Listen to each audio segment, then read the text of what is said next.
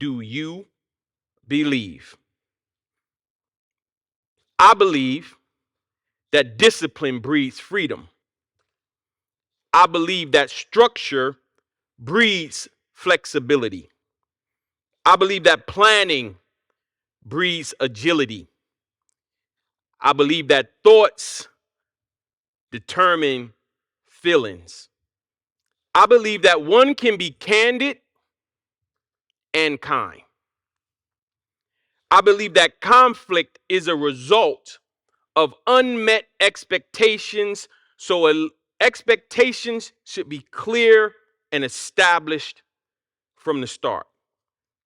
I believe that culture is formed by chance or on purpose.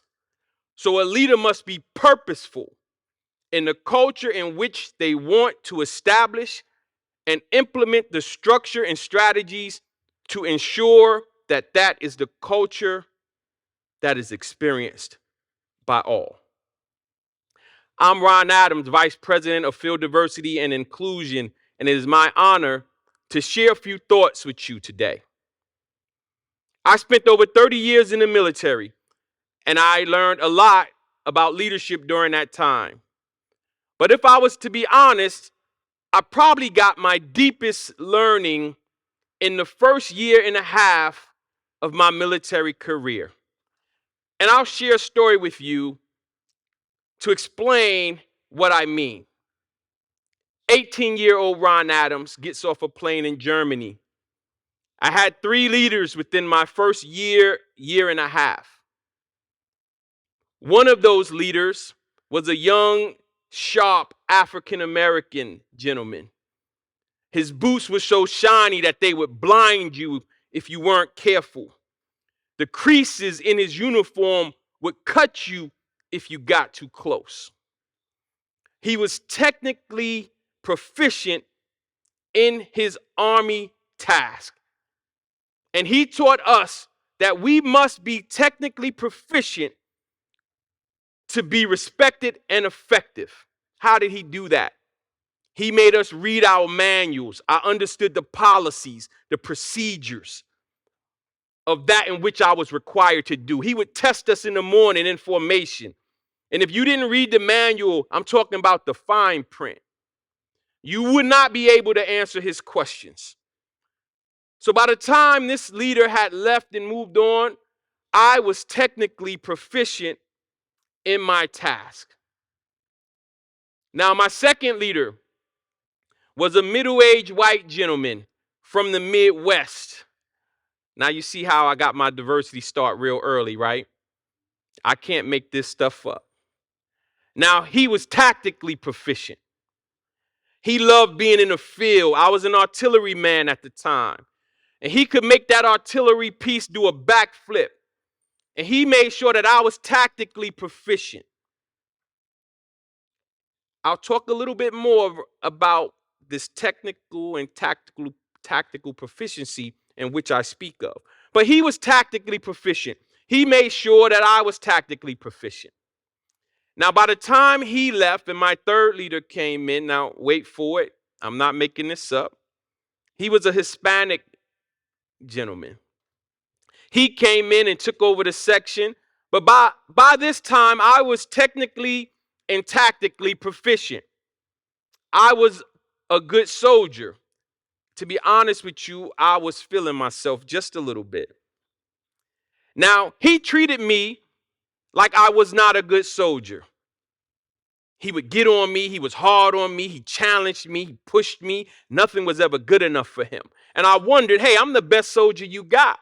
Why are you treating me like this? One day he sent me and a colleague of mine to perform a task.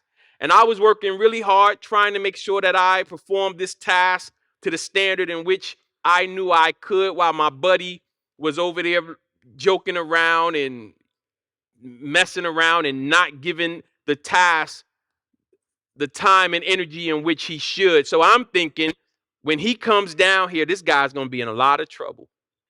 The sergeant comes down and he starts to yell at me as if I had been slacking off with my buddy and not putting in the work. I finally broke down. I said, why don't you like me? I'm the best soldier you got. I work hard. Why don't you like me?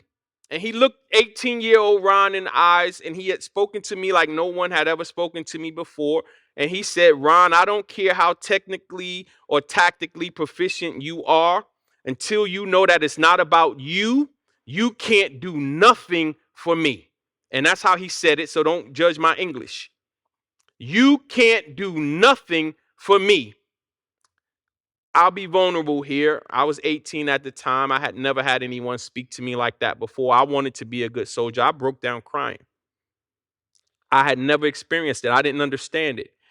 And when I look back now, what I learned over the years is that changed the trajectory of my leadership journey. Now, we have to be technically proficient. And this is what I want you to understand.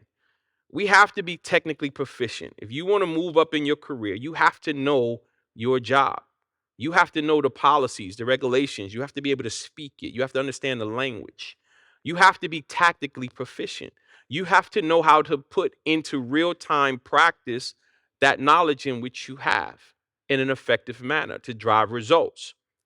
But what I believe is even most important, you have to be team member proficient.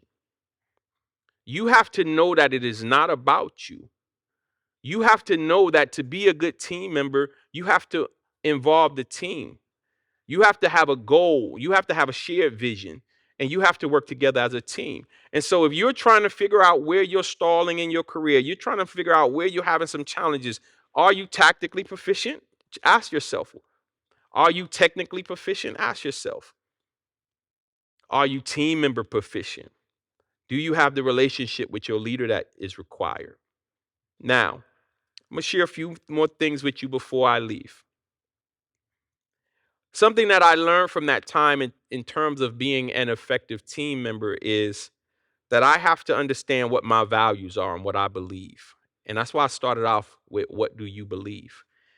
I believe that an individual must have impeccable character. If your character isn't right, how are you going to do anything else? I believe that you must master your craft. You must master your craft. And I believe whatever you do, you must do it in a manner that is deliberate and dynamic. And deliberate meaning strategic. Do you have a plan? Do you have goals? Do you have objectives? Are they in alignment? They must be strategic and dynamic. You should wow those around you. If you're given a task, no matter how small or how big, you must wow whoever gave you that task. What I want to leave you with, as you plan to self-examine, to continue your self-mastery, as you continue to build your career, as you think about your technical and your tactical proficiency, as you think about your team member proficiency, here are 5 things that I want you to think about. I call them the 5 Ds. And these 5 Ds can derail us from our vision or from accomplishing that in which we seek to accomplish. And I'm going to leave you with these 5 Ds. The first one is, don't be distracted. Oftentimes we get distracted, whether it's by an email or by a Facebook or social media or whatever it is. We're distracted from doing the things that we need to do to be effective and to progress in our career. We get distracted by how many times we could post something and have our face on something versus being effective at our job versus being technically and tactically proficient. We're distracted by the lights. Don't be distracted. Do your work. The second D is, don't get discouraged. Everything is not going to always work out the way that we want it to work out. Your leader might not give you the performance review you want. Don't get discouraged. Get specific. Get strategic. Be inspired. Get clarity. Don't get discouraged. Don't get discouraged when you fail. Something you try doesn't work. Think about what you learned from it. How are you going to articulate what you learned from that failure? Just don't be discouraged. You cannot accomplish your dreams in a state of discouragement. Don't be divided. Don't be divided from your team members or from your leader or from your department. Don't silo yourself and think that you can work yourself into a fulfilling career without relationship and collaboration with team members and others in the organizations. Don't allow yourself to be divided because someone didn't respond the way you wanted them to respond on a project that you were leading or part of the project that you had responsibility for. Don't disengage. Now, many of us may feel like disengaging from a project if we don't feel accepted or if we don't feel welcome or we feel microaggressions and some of these things that will make us say, I will just disengage from this project, or I will disengage from this relationship, or I'll disengage from the company's vision, and my objective and the way I spend my time will not be in alignment from what is important to the organization. Don't allow challenges to push you in a state of disengagement. And finally, don't discount. Don't discount. Don't discount the value you bring to the organization.